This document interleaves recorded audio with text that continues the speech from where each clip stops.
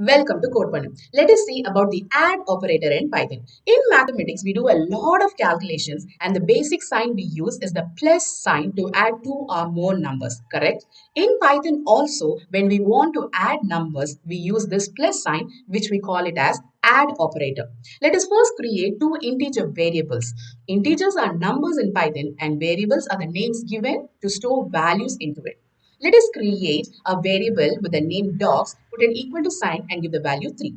Next, let us create another variable with the name cats and put an equal to sign and give the value as 2.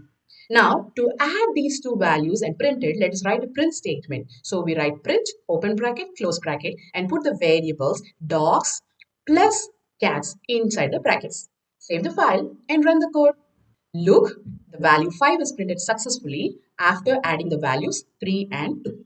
To know more about operators, follow or subscribe codePannu. And for now, bye.